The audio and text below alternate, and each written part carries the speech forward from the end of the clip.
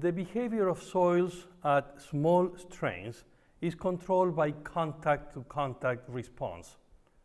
Therefore, we reviewed contact mechanics, and we used theory of elasticity to predict the deformation of the soil and the contributions of stresses from different directions. Theory of elasticity is wonderful. It plays a critical role in the analysis of settlement, for example. And above all, it allows us to invoke the principle of superposition, some of the cause, some of the effects. At large strains, we don't have such an elegant theory, but there are two wonderful theorems that allow us to compute the ultimate load, the collapse load of a system, within two bounds. And so these are the two theorems.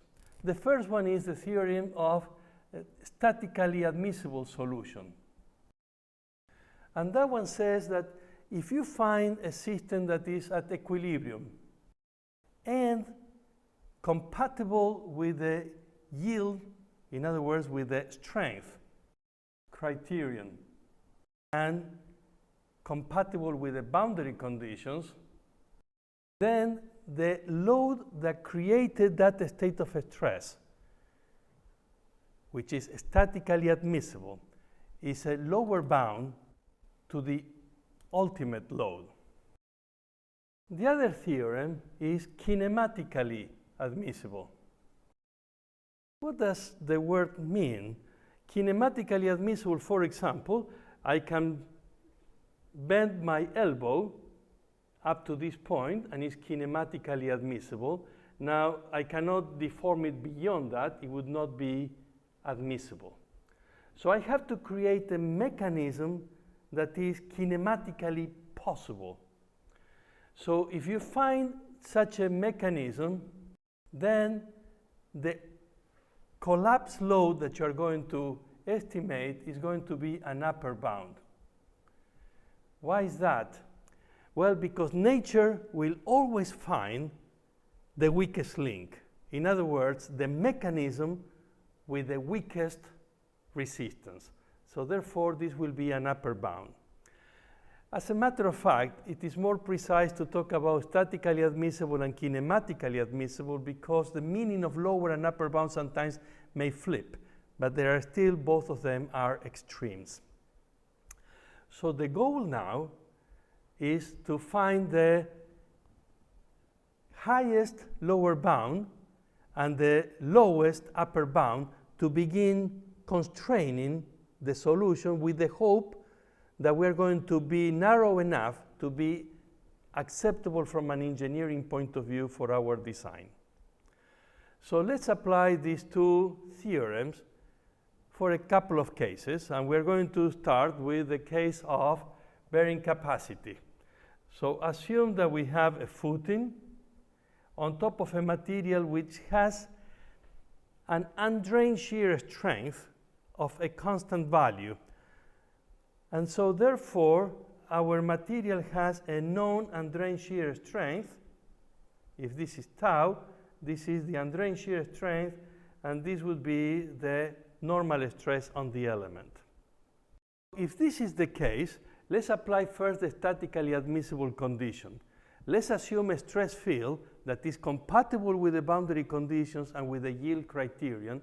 And because we're talking at equilibrium and we're talking yield criterion, that tells you that this is going to be the Coulomb failure envelope, and this is Mohr circle. And indeed, that is the way we're going to solve this system. So consider now two elements, element 1 and element 2. The state of stress on element 1, there is no vertical stress. However, it is at failure, so there must be a horizontal stress that brings it to failure. So this is the horizontal stress acting on this element 1. This is sigma horizontal on element 1, which by equilibrium has to be equal to the sigma horizontal acting on element 2.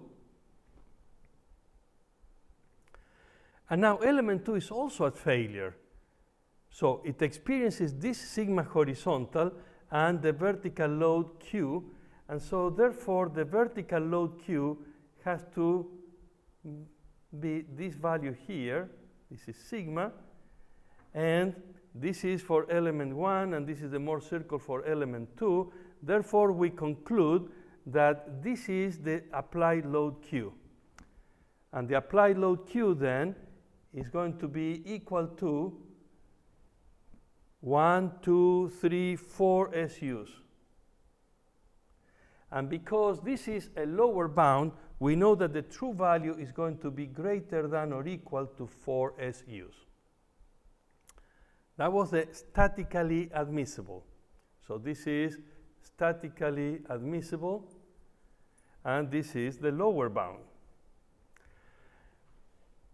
Now let's consider another situation where we are going to create a mechanism for the failure of this footing, and let's assume a circular failure. And if that's the case, I'm going to mobilize SU all along this surface. So if I add up the work done by SU along this D length times a certain deformation, which is the same here, is going to be SU times the length integrated along the perimeter, and the perimeter here, if this is B, is 2 pi r is the whole perimeter, so this will be pi b.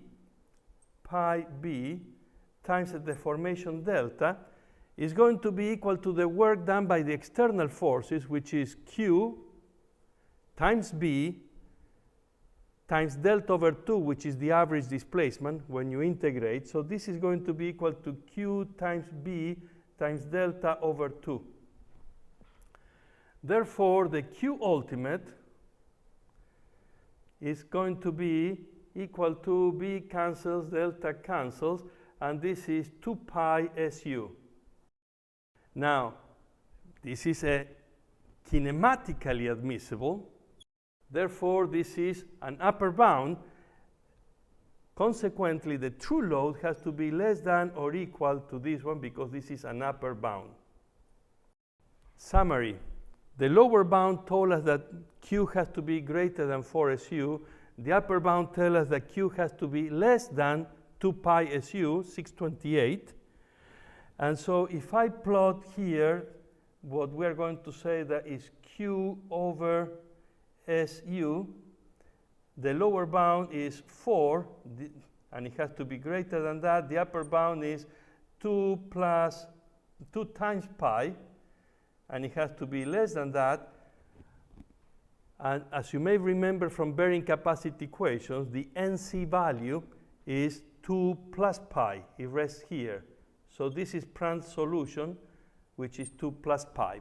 Indeed, the upper bound and the lower bound bracketed the true value of 2 plus pi.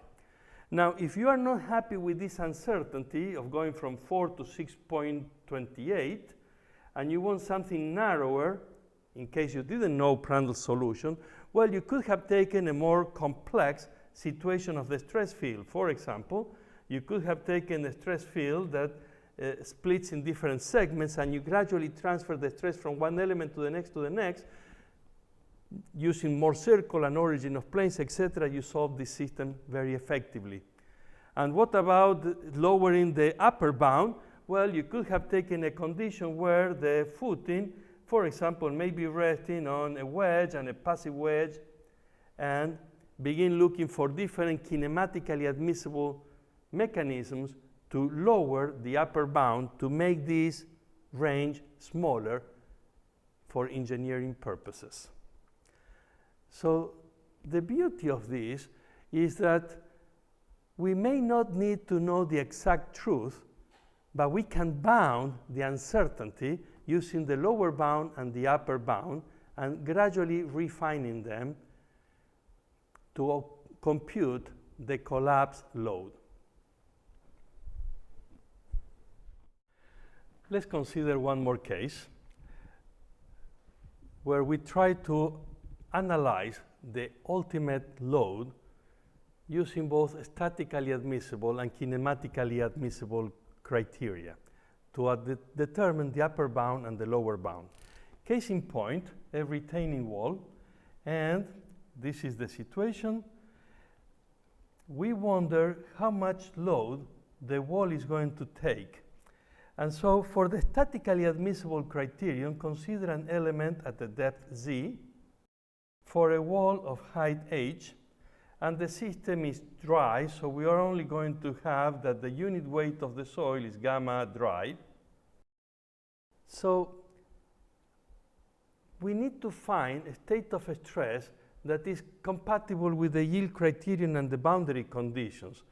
So that means that the state of stress at this point in a tau sigma space is going to be as follows. This is going to be sigma vertical, and this is sigma horizontal. And as you may remember, sigma horizontal related to sigma vertical, look at this. This is the radius. This is the center. And so sigma horizontal is to sigma z effective, as sigma horizontal being the center minus the radius, sigma z being the center plus the radius, dividing numerator and denominator by the center, I get 1 minus, what is r over c? R is opposite, c being the hypotenuse, so this is sine of the friction angle phi, and so this is 1 minus sine phi over 1 plus sine phi, and this is equal to what we call K active equal to tangent square of 45 minus phi over 2. What I have actually assumed is that when I put that retaining wall, I begin allowing the wall to relax until the element reaches failure. In other words, I'm allowing the soil to pick up as much load as possible so it pushes the least. In the limit, what is that force that will be permanently pushing against the wall? Therefore, now we can compute that force. Let's say that the force acting on the wall is m. M is going to be equal to the integral from 0 to h of sigma horizontal effective dz, which is equal to the integral from 0 to h of k naught sigma z dz, which is equal to k naught gamma dry of the material, the integral from 0 to h of z dz. Therefore, we conclude that m is equal to 1/2 k naught gamma dry h square. The integral of z being z square over 2 between the values, the upper and the lower value. That is the result. And because this is statically admissible, this should be a lower bound estimate. And therefore, the actual load will be greater than or equal because this is the lower bound estimate. Keep that in mind. As we erase the board, we will come back to do the kinematically admissible for the same situation. Now let's do a kinematically admissible solution, which will give us an upper bound. What is the assumption? That we have created a surface where the wedge is going to slide, pushing the wall, and that is kinematically admissible. Therefore, on this surface of the wedge, the normal and the shear are in such a condition that they are related by the friction angle. So now, folks, if we analyze all the angles that are involved, this is 90 degrees here, so this is beta. This is going to be 90 minus beta, and the direction of the resultant is at 90 minus beta plus phi, which is what we have in this forced polygon. We have the weight, the reaction from the wall, which we have assumed horizontal, like if there is no friction mobilized against the wall, and the resultant from the normal and the shear force being mobilized on the bottom of the element. So now we can compute what is M. M, notice that M is the opposite, and this is the adjacent to an angle complementary to this one. So M is equal to the weight times the tangent of the complementary angle, which is 90 minus 90, minus minus plus beta, minus plus phi is minus. So it's beta minus phi. Now, what is the weight? The weight is the weight of this triangle. And so the weight is going to be equal to base times height over 2. And the base, the height is h. And this width here, which we're going to call A and H are related also by the tangent. So A is going to be equal to H over tangent beta. So it's H squared tangent beta. When I replace here, I obtain that M is equal to 1/2. By the way, this has to be multiplied times the dry unit weight of the soil, and recognize that the units will be newtons per meter of depth into the wall. So it's going to be 1/2 H squared gamma dry, and this is over tangent beta. Tangent beta minus phi over tangent beta. Now I'm looking for the maximum force. So there must be an angle beta that gives me the maximum force against the wall. And in fact, there is, if I plot M versus beta, if beta is equal to 0, the wedge is infinitely large, but it's resting on a horizontal force. It gives me no horizontal component, so M is equal to 0. Now, as the beta approaches 90 degrees in this case, the wedge becomes infinitely small, so it has no reaction against the wall, and there has to be somewhere a value of beta for which I obtain the maximum one. So I need to do a derivative, a dm d beta, and I set it equal to 0, and I solve for beta, and the beta that I obtain is going to be 45 plus phi over 2. If I put this beta value into this equation, and you will see that you have to compute the sines and the cosines, and you will get an identity here. This is going to be equal to 1/2 H squared gamma dry tangent square of 45 minus phi over 2. Now, folks, that was exactly the same as K active that we obtained from Rankin's active, which was the previous case, the statically admissible solution. Therefore, the upper bound and the lower bound are identical. That means that I have come so close that they are the same. I have the true solution.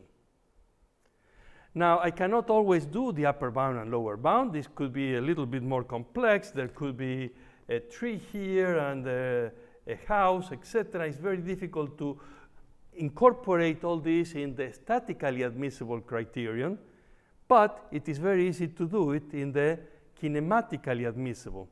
Furthermore, I could assume that there is a friction, like for example, the wedge is digging in, and so it gets friction mobilized and M is at an angle, or that the wall is very heavy and actually M is pushing down and it could be at a negative angle. I can incorporate all that very easily in my force polygon to analyze the upper bound. More difficult, if not impossible, to do it in the lower bound. But whenever possible, I can get a fairly good assessment of limit states invoking these two theorems of plasticity, the statically admissible and the kinematically admissible criterion. And I will obtain solutions right away which will allow me to bound the true value. To a large extent, slope stability is a kinematically admissible case. And so we can cast all these analyses in soil mechanics in the context of these two theorems.